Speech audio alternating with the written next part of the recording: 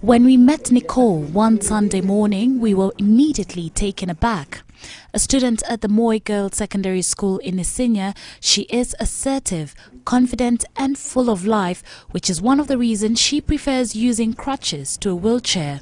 She was doing her washing, and this was just one of the many things she does all by herself. She takes us to her classroom, and just outside we find her friends getting ready for a group discussion. They tell us how surprised they were initially to find Nicole schooling with able-bodied students. Nilikuwa nafikiria huwa wakujagi shule kazi yetu, mostly unapataga watukae kwa streets. Everything, kitu yote yenye wanafanya, wana need kusaidiwa. When it rains, I was like, what's going to happen to Nicole?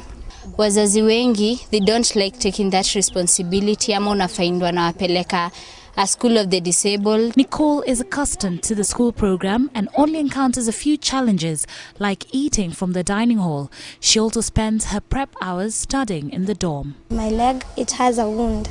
It has never healed. So when I sit too much, it kind of starts absorbing heat. It doesn't need much heat, so the wound can't get bigger. So I have to stay in the dorm, the wound just to stay at a maximum temperature, minimum temperature. Nicole was born with a defective spine and was recommended to wear calipers to support her weak legs. So they gave me these ugly calipers. They ruined my leg.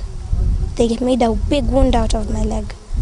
So my mother was angry and I was also angry. When the stitches were removed after one of the many surgeries, the wound tore, rendering her unable to support herself. It still gives her a lot of problems. So she has to put some bandages on her wound and make sure that it is clean, because that is why she's not infected. Nicole's father is a family's only breadwinner, and his salary is sometimes not enough to cater for both Nicole and her younger brother. Nevertheless, he tries to provide for both his children in order to make their lives as normal as possible. It is important to bring out to highlight this story so that other parents can actually say that if this family can do it, and it is an average family, then we also can do it. Nicole is grateful to her parents for their unfailing support. My parents never showed me that I was different from the others. They never said, you can't do this. They never told me. Growing up, Nicole was able to freely mingle with children in her neighborhood and hardly realized her limitations until she says class 5. In her world, she thought she was the only one until she went to Joytown Special School in Thika, where she did her Kenya Certificate of Primary Education. Then it came when swimming started. They were going for swimming. Then I couldn't swim. I couldn't actually swim. No matter how much I tried, I just kept on drowning. That's when I realized that I'm different. Upon interacting with the other children there, Nicole realized they did not experience much of life as a result of mostly being locked up at home. A girl once told me, I've never walked into a supermarket. I thought that was weird. I thought, oh my gosh, are kids like me deserted like this? They're not loved? Or is it that the parent just sees that you're not meant to be seen?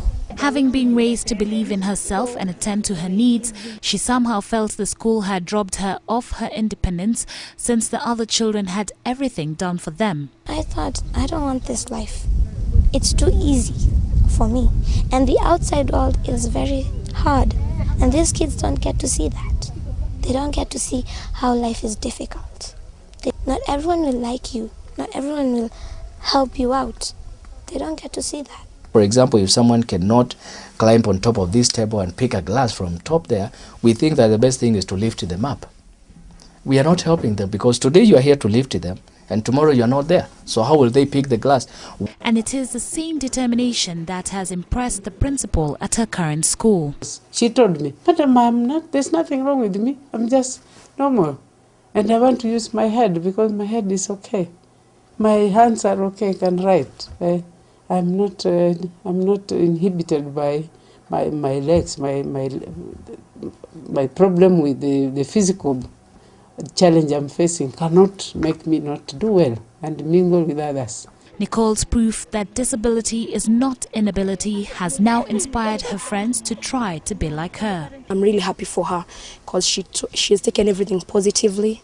she has lived, the way she is, and she's happy of herself and she appreciates herself very much. And her parents, Caroline and Leonard, are among the few bold parents who have defied the trend in society of leaving the responsibility of raising special children to special schools and homes.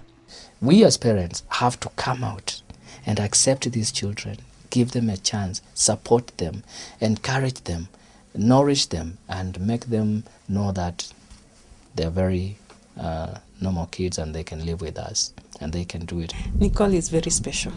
When I gave birth to her, I thought, okay, what is this? I was confused at first.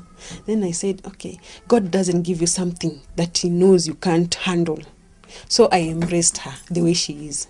The bottom line, integrating students with disability and those without helps them embrace their differences and also teaches them to learn to live and work together in perfect harmony. I just can't give up now, no. I've come so far from where I started from. And nobody told me that this road would be easier, and I don't believe he's brought me this far to leave me.